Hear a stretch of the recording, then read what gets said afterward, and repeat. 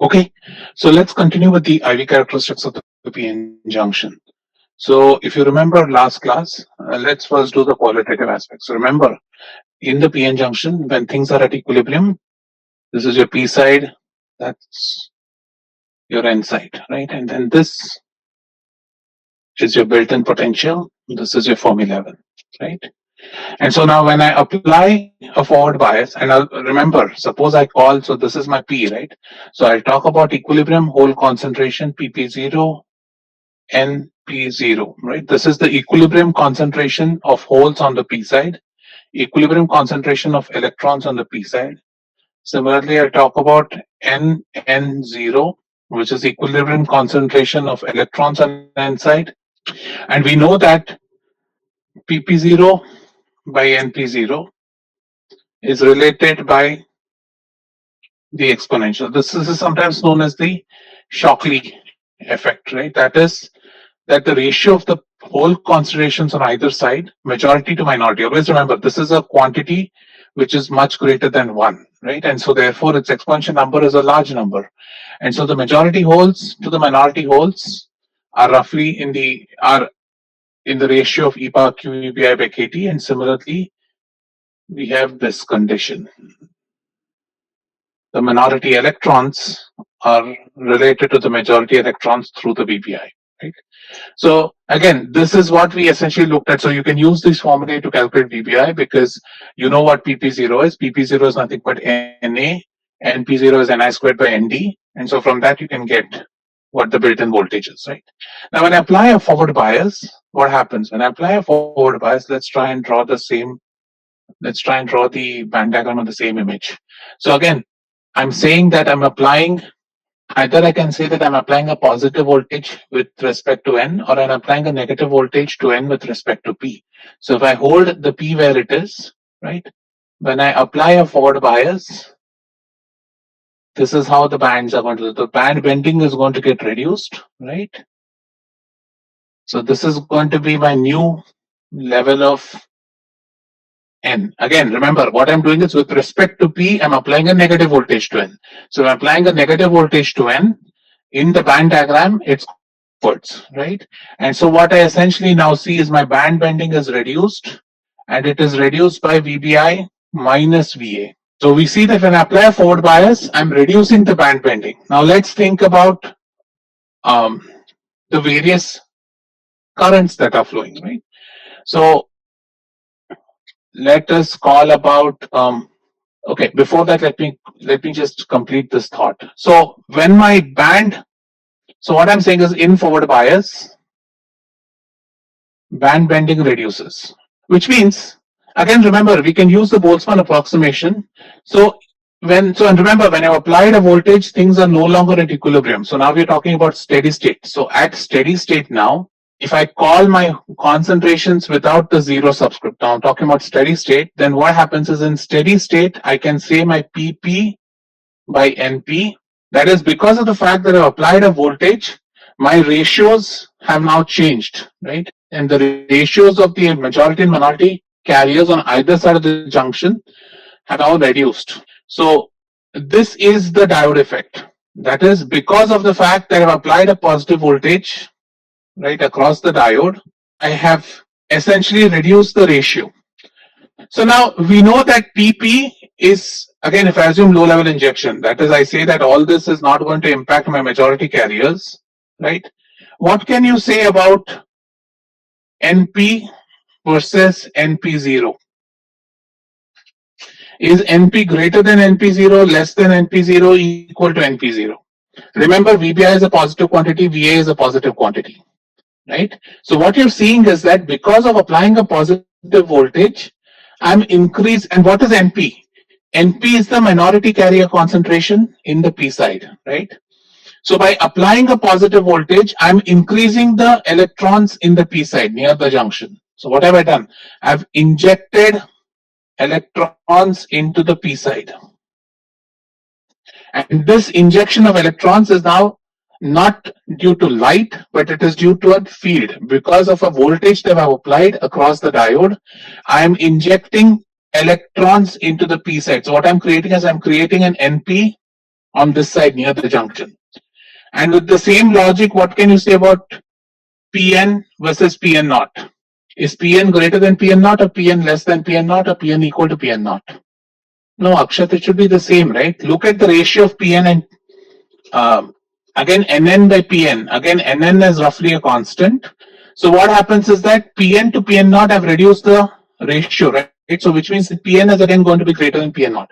So what is happening because of applying a forward bias is, and this is the most important concept you want to remember in the junction, injection of electrons and holes on either side of the PN junction. So now because of forward bias, I am injecting electrons into the P side and holes onto the N side. Now you know when you've injected excess carriers, what happens to those carriers? What will be the next logical step to these carriers if I've injected these carriers into the, so suppose let's take one side. Suppose I've injected holes into the N side. What will happen next? Correct, concentration gradient, right? My NP product. So two things happen. I'm setting up a concentration gradient, and also I'm pushing my NP product to be greater than Ni squared. Correct? So two things are happening. There is going to be a concentration gradient, which means a diffusion current is going to be set up. And secondly, because I have created a situation where my NP product is greater than Ni squared, I'm going to have recombination kick in. Correct? So when I apply a forward bias to the PN junction, basically I inject electrons and holes on either side of the junction, leading to a diffusion current being set up, right? And that diffusion current, so higher, so now let me ask you, suppose I increase VA, what happens to the ratio of NP to NP naught? Suppose I increase VA, what can you say? Does NP become farther than NP naught or become closer to NP naught? Let me repeat my question. Suppose I increase VA. Correct, right? So as I increase my VA, I'm injecting more carriers, which means I'm creating a larger concentration gradient, which means my diffusion current goes up. So what you see is that in forward bias, the current is due to diffusion, and the diffusion is set up because of injection of carriers. So the primary reason why a diode conducts current in the forward bias is because when you apply a forward bias, there is injection of minority carriers on either side of this junction.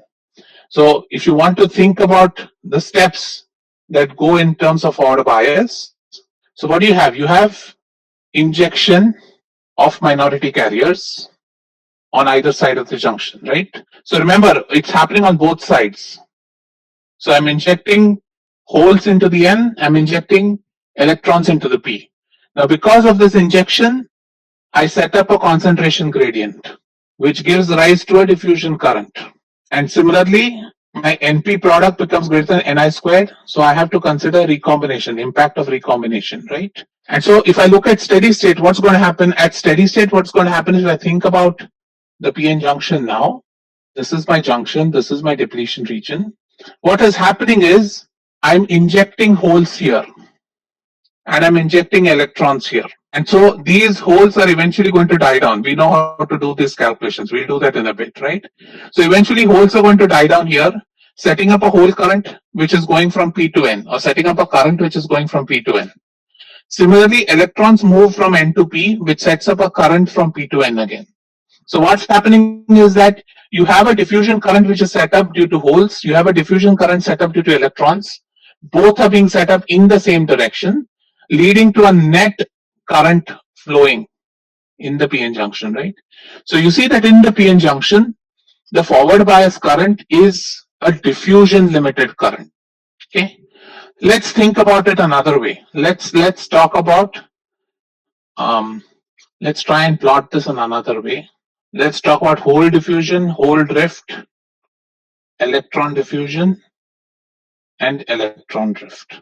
Let's try and understand what is happening to the currents. So I want to plot currents. Let's first start at equilibrium, right? And remember, it's always PN junction. So when I'm going in the positive X direction, it means that I'm flowing from P to N. Current is flowing from P to N. So at equilibrium, what can you say about the hole drift current and the hole diffusion current? First of all, at equilibrium, is there any current flowing through the circuit? No, right? So all of us are convinced that there's no external voltage applied, so there should be no current. So now what can you say about the individual currents? What can you say about the whole diffusion current and the whole drift current? Are they going to be equal and opposite, or are they going to, what can you say about them? Equal in magnitude and opposite in sign, right? And how do we think about it? Remember, this is P to N, right? There is a whole gradient where there is a large concentration of holes on the P side, less concentration of holes on the N side. So holes would like to diffuse from P to N, right? As holes move this way, whole diffusion current is going to be in this direction. But because of the depletion region, an electric field is set up where there's a positive charge here and negative charge here, right? Which means the electric field is set up in the negative x direction. So the whole drift current is going to be in the other direction, and it is going to be set up in such a way that it's opposite in sign. So it's equal in magnitude, opposite in sign. Right? Now, same thing with electrons. Electrons have a higher concentration on N side, low concentration on P side. So electrons like to move from N to P, which means that the electron diffusion current is in the positive direction. Drift current of electrons, again plus to minus, so electrons like to move in the positive x direction, so the drift current of electrons is set up in the negative direction and equal and opposite. Everybody following my argument at equilibrium? At equilibrium, the individual hole and electron components are equal and opposite, right? So the whole diffusion current equals the whole drift current. The electron diffusion current equals the electron drift current. Hence, the net current in the system is zero. When I apply a forward bias, right, what is happening? When I apply a forward bias, the depletion region reduces slightly. But what's more important is I'm injecting holes into the N side, or rather I'm creating a large excess carrier concentration of holes here, right? So what happens in forward bias is that my diffusion current increases. My drift current remains the same, right? So let's say that the drift current remains the same, but the diffusion current goes up, right? Similarly, if you look at electron diffusion, because I'm creating these excess electrons here, again, electrons are going to diffuse in the negative x direction, so the current is going to set up in the positive direction. So what you end up having is you end up having a large electron diffusion current in the positive x direction, and the drift current remains the same. So therefore, what happens is if you look at in forward bias, you have a net current which is set up in the positive x direction, and that is set up primarily because of diffusion. So this is a diffusion limited current. Now let's think about reverse bias, right? Let's go back to this.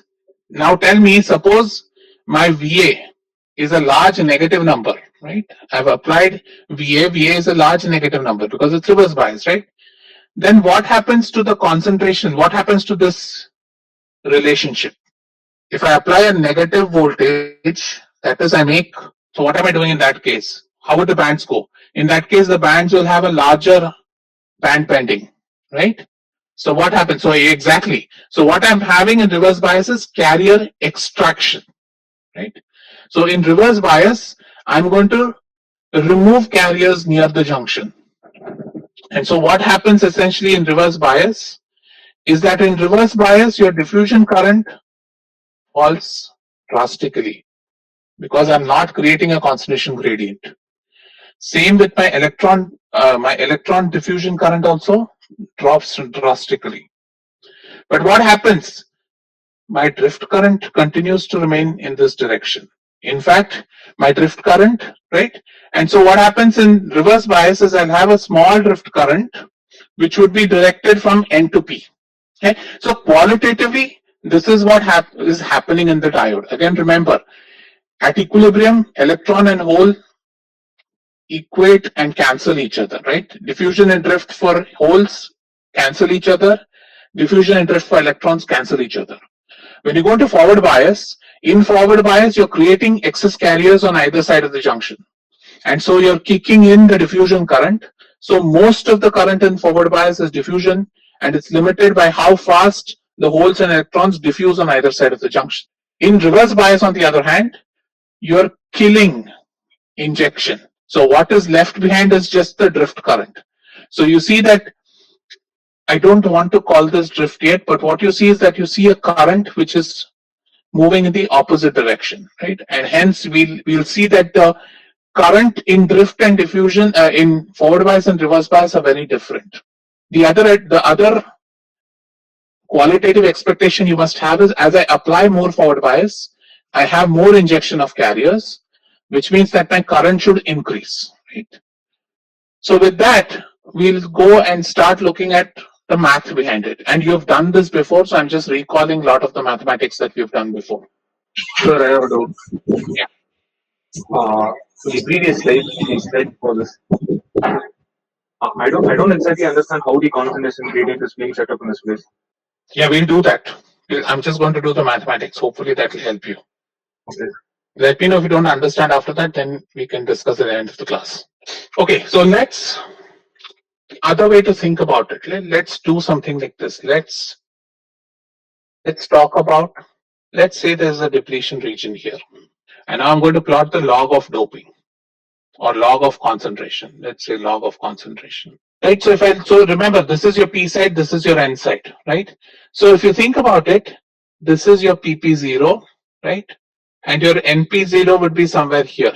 So if you think about it in the P side, this is what it looks all across. So if I plot this as a function of my PN junction dimension, imagine this is extended all the way, right? So this is my XN, this is my XP. So at equilibrium, I know PP0 exists all the way here.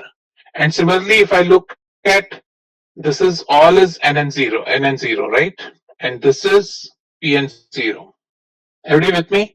And we know that here we assume there are no mobile carriers in the depletion region. This is our depletion approximation, right? So we are using a depletion approximation still, which means we are saying that the mobile carriers in the depletion region are not important as far as the movement of carriers goes, right? Now, what happens when I apply a forward bias? When I apply a forward bias, so when I apply a forward bias of VA, right? What am I doing? Again, let's assume a small VA, so we can assume low level injection. And let's recall what is low level injection. Everybody want to unmute yourself and remind the class what is low level injection? Anybody? What is low level injection? VA less than VBI. VA less than VBI. But in terms of carriers, what does it mean when I say it is low level injection? Majority carriers remain the same, minority carriers. Exactly, right? So what we are going to say is that the change, we are going to say that the excess carriers, remember excess carriers will come from both sides, but we're going to say that the excess carriers are mostly going to change the minority carrier concentration, and I'm going to assume that the majority carrier concentration stays the same, right? So now what happens because of applying a VA is that carrier concentration just outside the depletion region goes up high to PN, whereas my NN continues to remain the same. Similarly, on this side, depending on the doping constant and everything, this would be my NP and my PP remains the same. So see, because of forward bias and because you're assuming low level injection, right, I'm assuming that in steady state, my concentration of electrons has not changed. It still continues to remain the same as what it was prior to applying the bias. What has changed is, because of applying the bias, at Xn, instead of it being Pn0, I made it Pn. Similarly, at Xp, instead of being Np0, I made it Np. Eventually, far away from the junction, right, it should be at equilibrium. We are assuming this to be an infinite bar of semiconductor, right? So if you're sitting at some point here, you should not know what's happening here.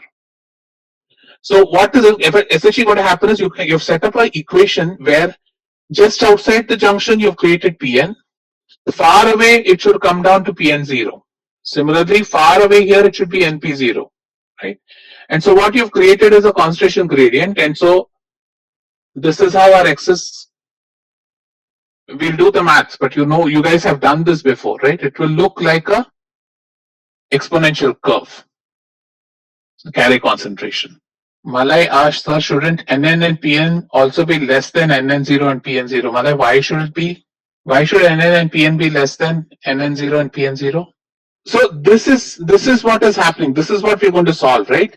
Remember, this is the diode effect. Because of the diode that you've created, because you've created a forward bias, you have created an excess hole concentration in the electron in the N side right there and in the P side right here. And because of that, so this is exactly like how we looked at when light was shining on one side of the semiconductor.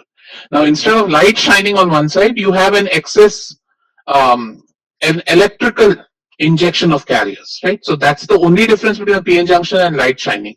And so therefore, what you see is that when you solve the continuity equation, you're going to get an exponential decrease. So Jaideep asked, why are we assuming PP equal to NN?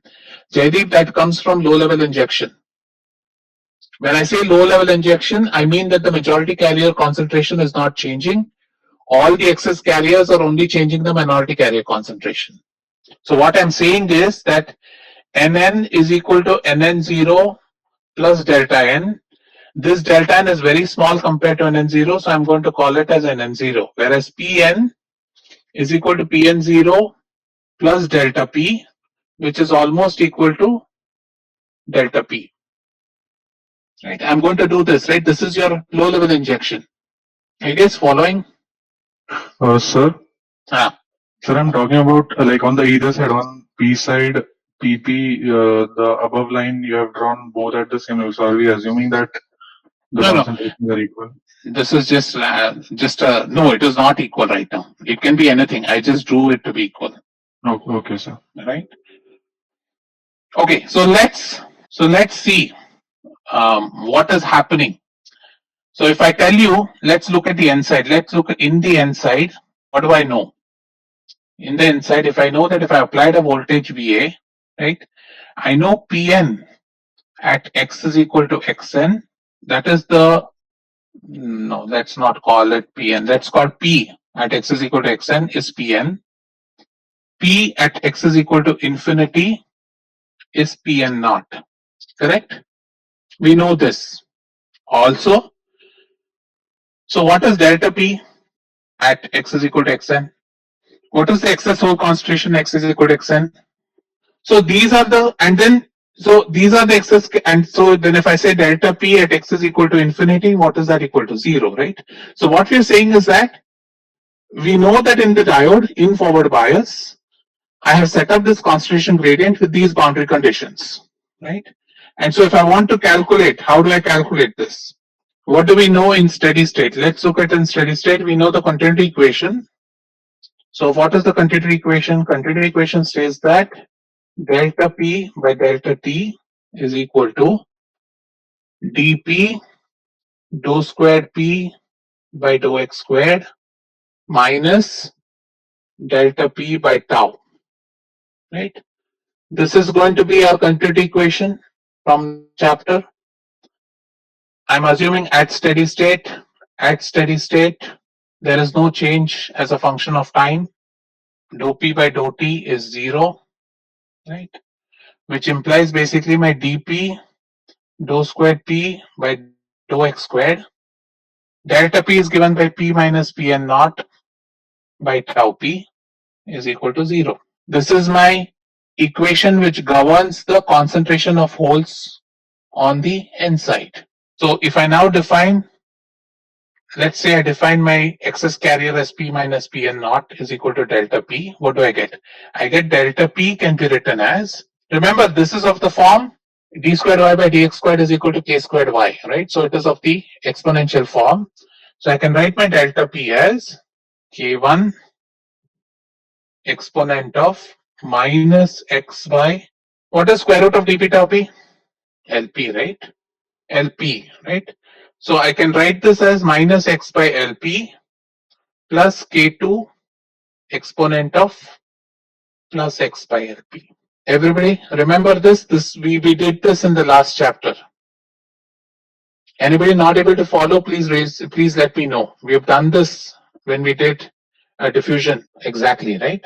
And so now what we're going to say is now if I apply the boundary conditions, now when you apply the boundary conditions, we know that if x is equal to infinity, delta P should be 0, which implies that K2 should be 0, right? Because otherwise it's a function which is blowing up with x. We know that the function is dying with x. So, and then we also know that at x is equal to xn, my delta P is equal to P minus Pn, or is equal to what?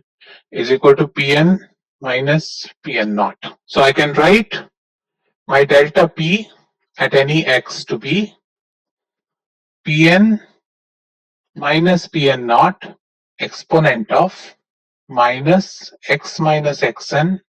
Everybody following these equations? Right? All I've done is, because I'm saying that my excess carrier concentration has to fall to 0 at infinity, this term goes to 0. Then I substitute xn into it, I'll get an xn by Lp. So K1 will be Pn minus Pn naught by that exponential function. So I substitute back in, I get this, right? Which is nothing but, if I plot xn to infinity here, this is what my concentration looks like, right? So this is my delta P. My delta P is Pn minus Pn naught right here, and it falls exponentially by Lp, right, to 0. And similarly, what you'll see on the other side is, if I do the same thing for Np, I'll see my delta N as a function of x will be given by Np minus Np naught, right, exponent of x plus xp by ln. No, Afraj, do the math again. It won't be it will be x minus xn, right? Think about this is how the graph should look like. You're shifting by xn. So it should be x minus xn. You're shifting if you had xn equal to 0, you would have you're just shifting that graph by xn, right? So it should be x minus xn. Everybody following this, anybody is not able to understand where I'm getting these exponentials or what is happening? We just did the whole qualitative analysis. I'm just now completing the differential equation. So what we get is, so now if I look at now what is Pn in terms of VA? Pn can be written as Pn naught exponent of QVA by KT. How do we write that? We know that Pn by Pn naught, Pp by, let's do that. Let's do Nn by Pn. Nn by Pn is equal to exponent of Q VBI minus VA by KT. And we also had that Nn0 by Np0 is exponent of QVBI by KT. To eliminate, so we know that Nn0 is equal to Nn because that's the assumption we have made, right?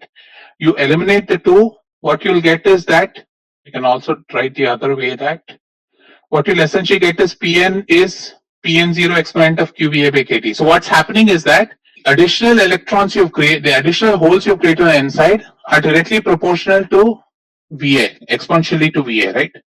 And so if you put that back into the equation, what you get is your delta P at x can be written as Pn minus Pn naught. So I can write this as Pn naught exponent of QVA by KT minus 1 exponent of minus x minus xn by Lp. I'm just substituting. And so now how do I find Jp? If I know my delta P of x, how do I find out the diffusion current as a function of x? QdP into gradient of. Correct. So this is going to be Q dP delta P by delta x. So what you get there is, you get your Q Jp as Q dP Pn naught by Lp exponent of QVA by KT minus 1 exponent of minus x minus xn by Lp. And this is valid in the region when x is greater than xn. So in the region of the N-type semiconductor, right outside the depletion region, I can write my total hole current, which is a diffusion current, in this format, right? And similarly, I can do the same thing on the other side, and I can write my Jn of x as Q dn Np0 by ln exponent of QVA by KT minus 1 exponent of x plus xp by ln for x less than minus xp. Right? So this is on the N side. So what do you see? You see two things. You see that the current, the whole current is exponential to x. So as I go away from the junction, my whole diffusion current is going down. I also see something interesting. I see that the whole current now is showing an exponential relationship to the applied voltage. So for example, so now let's plot what's happening all over here, right? Let's see.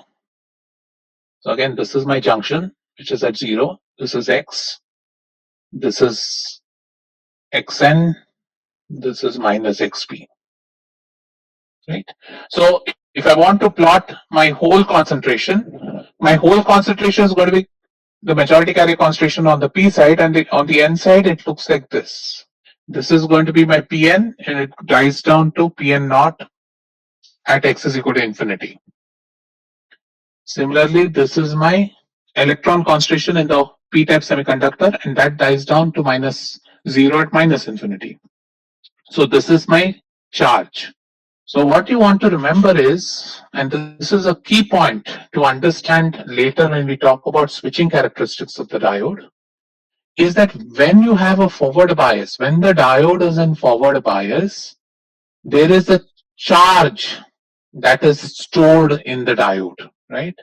So that because of this, the current being set up, right, the current is supporting this charge concentration. So whenever you think about a diode in forward bias, you have to think about there is a charge which is sitting inside the diode, right? And that charge, so if I have to change the current abruptly, then that charge has to change. And charge cannot change abruptly in a dielectric. So we'll see certain speed effects because of that. But remember that forward bias always has a charge. And now suppose if I talk about current, how do you plot current as a function of x? Suppose I ask you to plot J. How does JP look like? Right?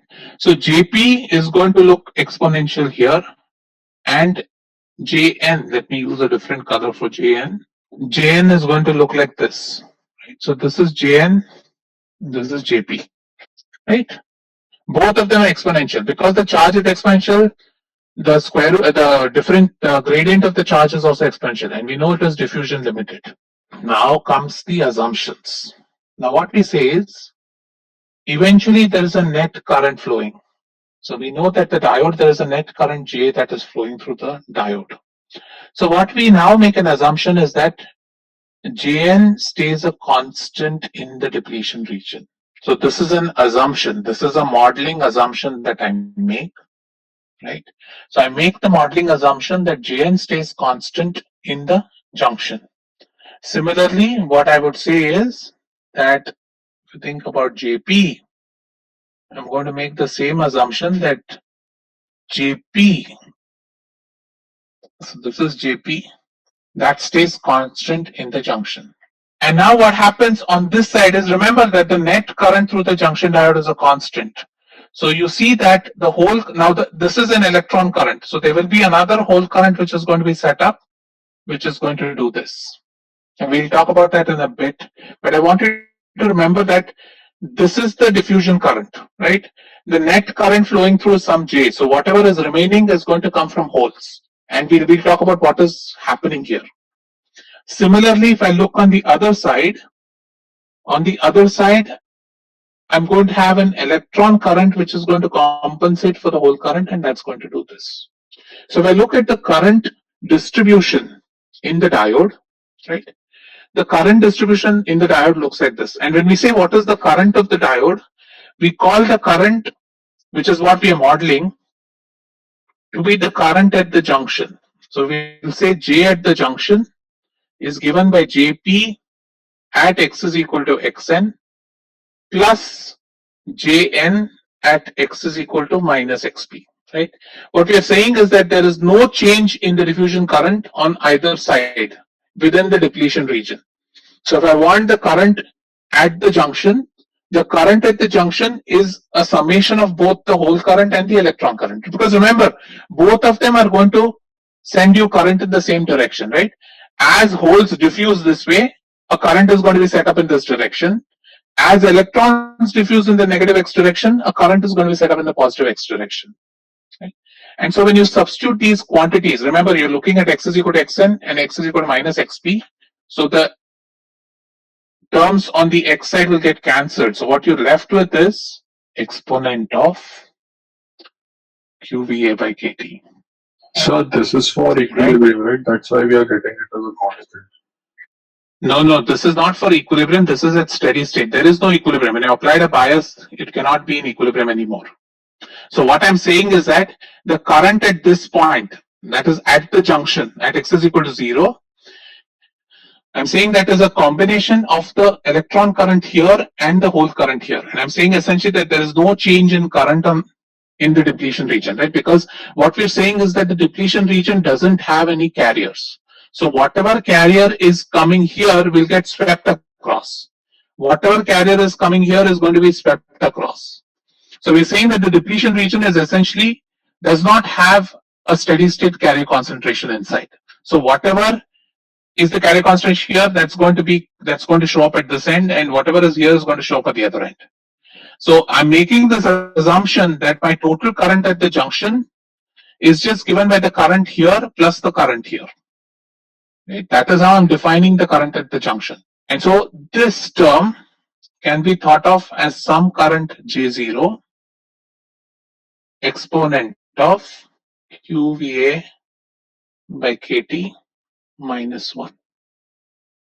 So what you see now is that the current in the diode, as expected that you know in ES, is exponentially related to the applied voltage, the forward bias current.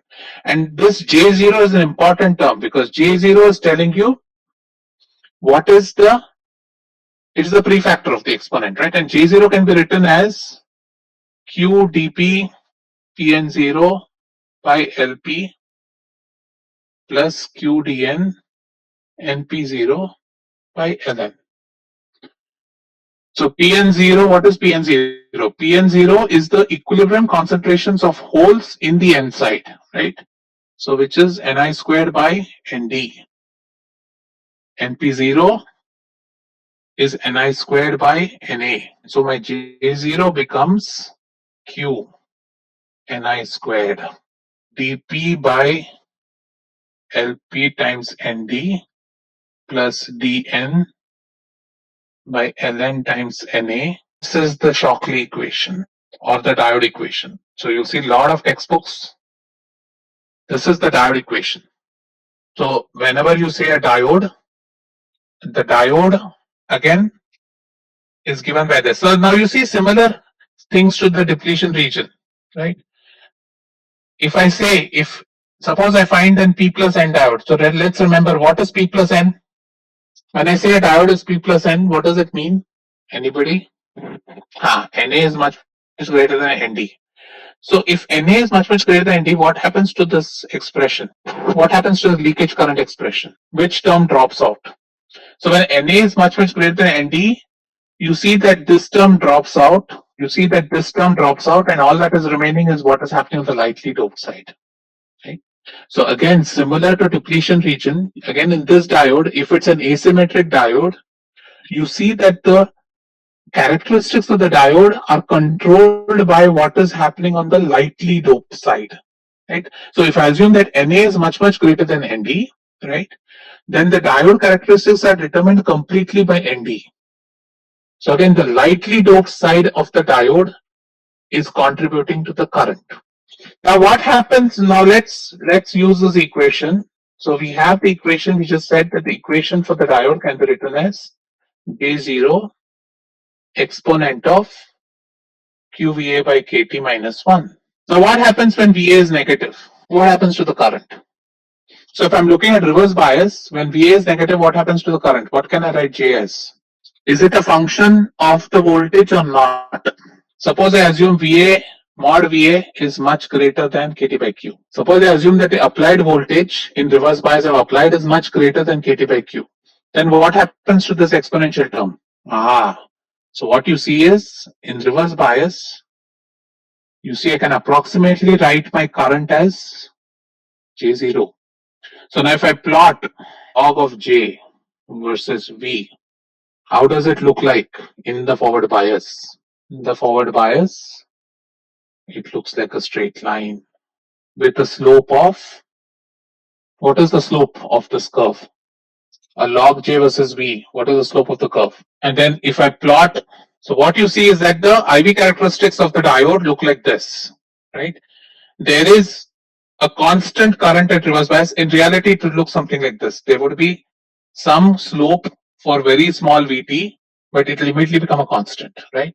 So you see that the current in reverse bias is small and negative, and in forward bias, the current is exponentially increasing as a function of the applied voltage, right? So this is what is known as the ideal diode characteristics, or ideal PN junction diode characteristics, or as I said, Shockley equation.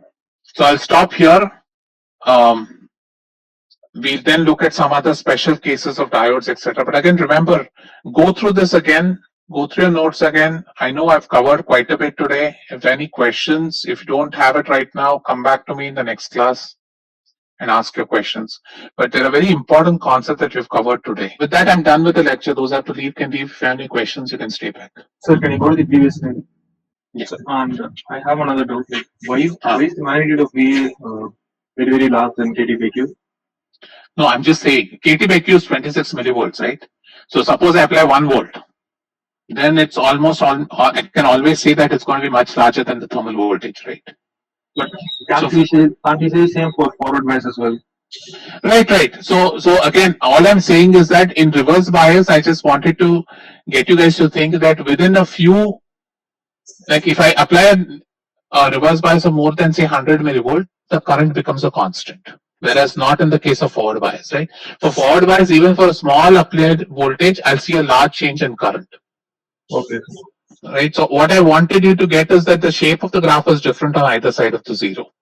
Okay, Saksham, the diffusion current increasing after Xn and before Xp because the majority carriers are more on those sides.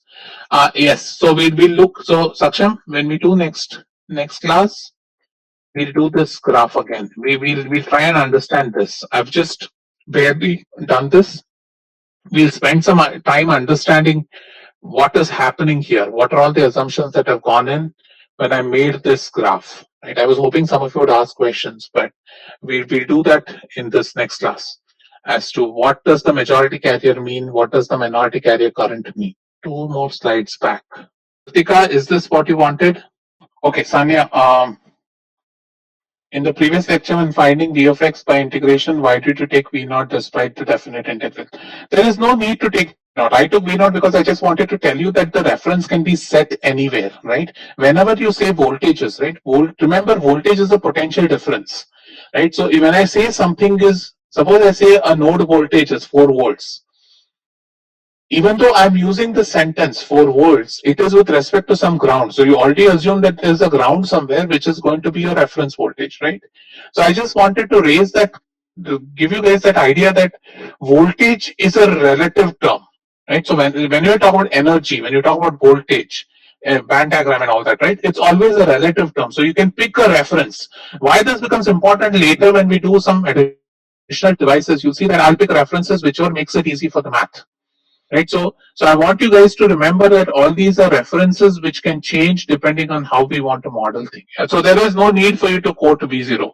You could have done the same thing without quoting V0, but I wanted you to keep reminding yourself that there is a reference here at all times. Right, Vedant, we'll discuss this in the next class as to what is happening for the majority carriers. Saksham, sir, why does the drift current remain constant? Why don't more Na get created when we apply a voltage? Saksham, again, we'll talk about reverse bias a little bit in detail in the next class. I'll take this with you. But essentially what happens is that you're right. So when I apply reverse bias, my depletion width is going to go up. So what will happen is my depletion region keeps increasing. But what happens is that the current in the depletion region is not limited by, so think about the drift current, right? Drift current is given by velocity. It's a number of carriers times the velocity of the carriers. And we know that the velocity is a function of electric field. So reverse bias current, as I apply more and more reverse bias, I have more and more electric field. So my current should go up. Why doesn't it go up? Because my concentration of carriers is very small. So we will discuss that in the next class. So what will happen is that for most parts, when you have created this extraction of carriers, right, the carrier concentration that is available to move under the electric field is limited, and that's what creates the constant drift current. So can you move to the graph once again? Which graph? This The one? last, yeah. Why is JN higher than JP? Like, is there any particular reason, or you just It's want? randomly true. I just randomly true. I just don't. Always remember, JN doesn't need to be equal to JP. That's what I wanted to show. You can also design it where JP is greater than JN, right? Remember, it's driven by this, right? Which one is a bigger number, right? So depending on the doping concentrations, you can set up one to be greater than the other. So there is no reason why JP is greater than JN or JN is greater than JP. It can be either. Okay. All you should remember, they don't need to be equal. Okay. They're never equal, rather. Most of the times they're not equal. So can you once again define what we mean by steady state in this case? Okay. So let's in generic, what does steady state mean? Steady state means that you've moved the system to a different state. If you've, I don't know if you attend, so in DD, we have started sequential, right? Yes. We talk about a state of a system, right? What is the state of a system? A state is something we're saying, so when I apply a stimulus, I essentially move the state of the system, right? When I say steady state, I mean that I've taken the system to a new state and let it stabilize there. So such that all its properties are time invariant, right? I made sure that I've given enough time for it to settle down so that nothing else is changing as a function of time anymore. So the system variables have changed. When you did the move, the system variables change, and eventually they'll settle down to some steady state value. That is what I mean when I say steady state. Right? Equilibrium is different because in equilibrium, I do not apply a stimulus. Right? So whenever you mention equilibrium essentially means you're just looking at the system in exclusion. There is no stimulus applied to the system. And so whatever is you're studying is internal to the system. So you'll put conditions like, okay, the net current should be 0, the net voltage should be 0, the net charge should be 0. Because when you're looking at a system in exclusion, you should expect that you shouldn't see anything from the outside. Whereas steady state is normally with response to a stimulus. So when you put in a stimulus, you expect the system to give a response, right? And all you're saying is that the system would have settled down, and so the response also settles down, right? So that's what we're looking at. You discover N-well and P-well creation videos, and is that yes? So many a times we don't start with intrinsic carriers. It so happens in silicon, for example, that by default the silicon crystal tends to be P-type. So it's very hard to get an intrinsic silicon crystal using Shockley. So we generally start with P-type wafers, and then we do